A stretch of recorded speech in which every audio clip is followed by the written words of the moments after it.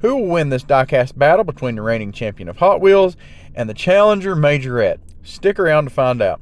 Today we're going to be talking specifically about the Mercedes Benz 190e 2.516 from Hot Wheels, and the same model, although Majorette actually calls theirs the Evolution 2. And if you're not familiar with this car in real life, we'll talk about it a little bit more in depth here in just a minute. But to start out with, before we open these cars up, we'll talk about the collectability and the price tag on both of these. If you're comparing prices, Hot Wheels, at least in this premium regular version, is going to be around $7.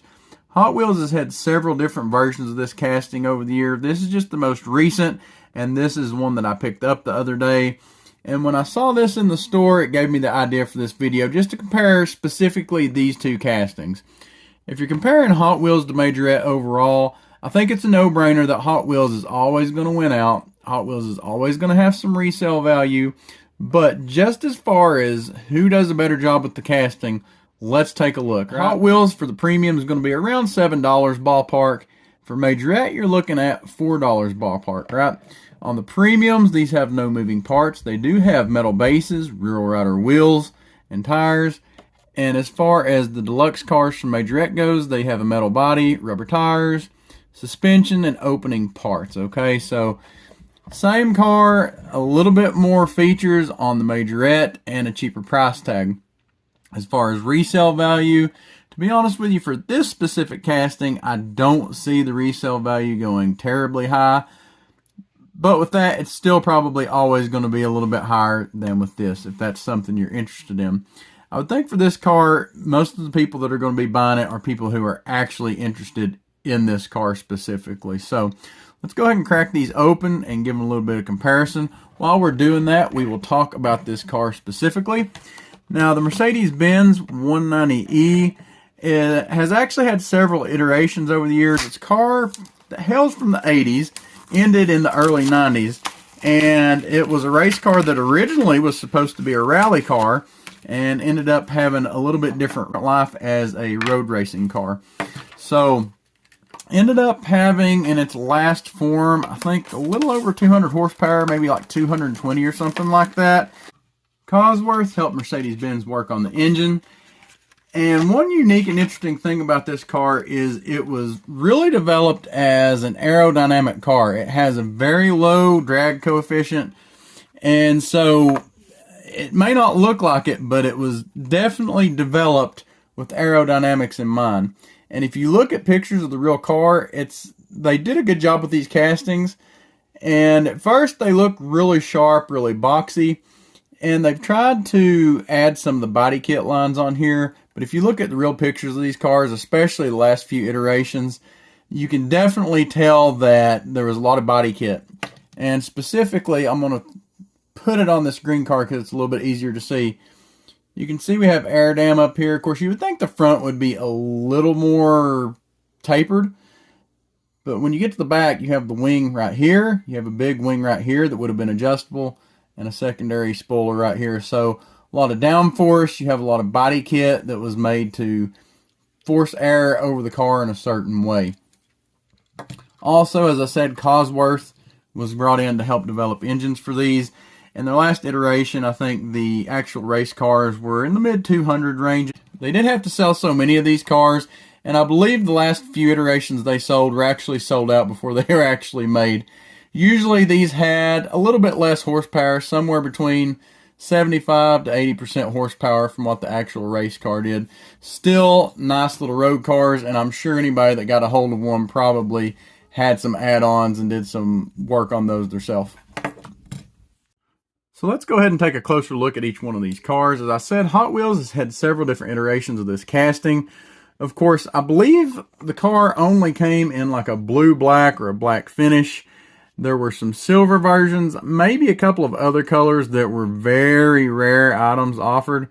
But as far as I know, it never came in this green color. So this would definitely be a custom that somebody would have done if they had this actual car. Of course, it's Hot Wheels, so that's not that big of a deal, right?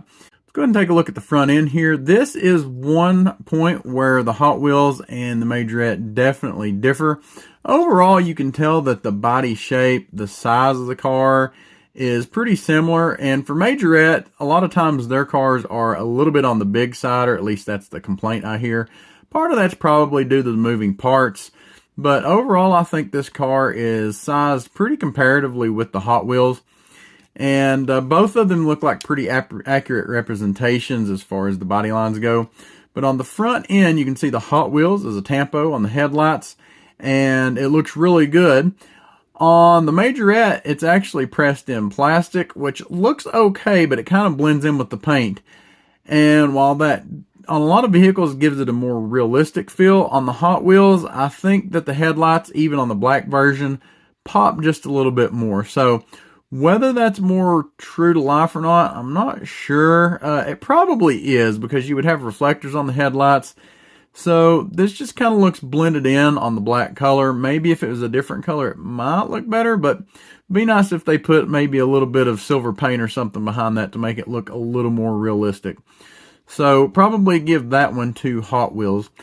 Now, I'm just going to go ahead and say that overall, the bodies on these are pretty close. So I'm not going to give that to either one. I will say that as for making a moving parts car, that Majorette has done a pretty good job with that, with not messing up the body lines here. Wheels, I don't think these cars ever came with a wheel like this. Of course, this is a custom version. Some of the other versions of this car on Hot Wheels have came with a more factory looking wheel. I don't know if any of them are just completely accurate, but they all look like something that could have fit. I do like the wheel and tire combination on this car as a custom. And I will say that overall, the Real Riders do typically look a little bit better than what you get with Majorette. These wheels aren't bad, but they do have a little bit of backing in them. Majorette does have some cars that have a little bit nicer wheels than this. Case in point would be this Toyota GT86. I really love the wheels on this. They don't have as many wheel options as Hot Wheels does. And to be fair, some Hot Wheels cars still have some wheels that are very similar to this. And I'm not a big fan of those either. So would I have liked to have seen a little bit different wheel on this? Yes. Does Majorette have a wheel that would have fit without making a new one? To be honest with you, I'm not sure. But these aren't bad. I think it fits okay. I just think overall the Real Riders typically are going to look a little bit better than what Majorette has here. That being said, they do at least have rubber tires. And they have working suspension, which is something that Hot Wheels doesn't have. I don't know how much that matters to you, but it's there if you like it. Now, coming around to the back on the taillights, I will say that neither one of these cars are perfect. I do think just from a look standpoint, or at least from color, I guess you would say, the Majorette nails it. And I don't think on the Hot Wheels, I don't think any version of this car actually had just a solid red taillight. I may be wrong on that, but they did have these little slats. You can see it's kind of like like a 3 or 4, kind of like a ridged taillight. So basically what you have, if you put these two sets of taillights together, you would have a very accurate representation of what the actual taillights looked like. So neither one of them got it exactly right, but both of them did a fair job, I think. So as far as the rest of the rear end goes, like I said, both of these cars look pretty accurate. And the wings on the back look really good. Don't think there's a whole lot else to say about it there. Let's go ahead and see if we can tell a little bit about the interior here. I've not looked at that real closely yet, so let's see what we can figure out here. As far as the Hot Wheels version, you can't see a whole lot in here, honestly. And I'll tell you one thing that kind of gripes me about this. I get it, but just having this windshield wiper up in the middle here, I know it's a race car, but I would just pretty much prefer not to have it. It just blends in with the plastic. It's kind of a thing that I feel like really isn't needed for this particular car, but it is what it is. So overall, mostly what you're getting with this is some nice paint, nice wheels, and some pretty decent tampos with the Hot Wheels. Overall, a pretty accurate representation of the car. And let's stick that up there for now. With the Majorette, you can see that we do have open windows. The windows aren't as dark. We have opening doors, but they don't open a whole lot. So, I know Majorette has that on all their cars. It doesn't matter to me much. You can see inside the interior just a little bit more. And to be honest with you, it's plain, but it's pretty well done. There's not a lot of fat, bulky parts. You can see the steering wheel actually has quite a bit of detail. So overall, I would say that it's a pretty nice interior, and I would give the interior marks to Majorette on this. So overall, as far as the two castings go, I think it's pretty even. Obviously, Majorette has a little bit more of a stock look, if you can call this car stock at all. If somebody sees this and they don't know what the actual car is, they're going to think it's just a regular old Mercedes Benz car. Whereas with this one and some of the other iterations of the Hot Wheels version, they're going to see that it's either a custom or it just kind of looks more like a race car, whether or not it's actually an accurate representation of what you would see in real life. So, truthfully, I'm going to say that these are about the same. If you like this car, I don't think you can go wrong with either one. I think if you are looking for a more classic stock example, this is probably going to be what you're looking for, especially if you're using it for a diorama or if you're just a collector. Obviously, if you're a fan, you're going to pick up both. But if you're just looking for one for your collection, it's going to be hard to go wrong with Majorette just because of the price difference. You're probably going to be opening it anyway. And you have a nice little display box here. I'm kind of a sucker for a box. Now, if you like to keep your stuff in cards, Hot Wheels has obviously got the card art going on, even if you buy a different version of this. I will say, though, that at least for the time being, if you want a black version of the Hot Wheels car and you don't have it, that those are going for quite a bit of money. So it might be just a little bit harder to get. But let me know in the comments which one you think is better. Hope you enjoyed this comparison video. If you did, be sure to check out this other video YouTube thinks you'll like up here. And be sure to click that subscribe button. Help us reach our goal of 1,000 subscribers so you don't miss any of our other Diecast content.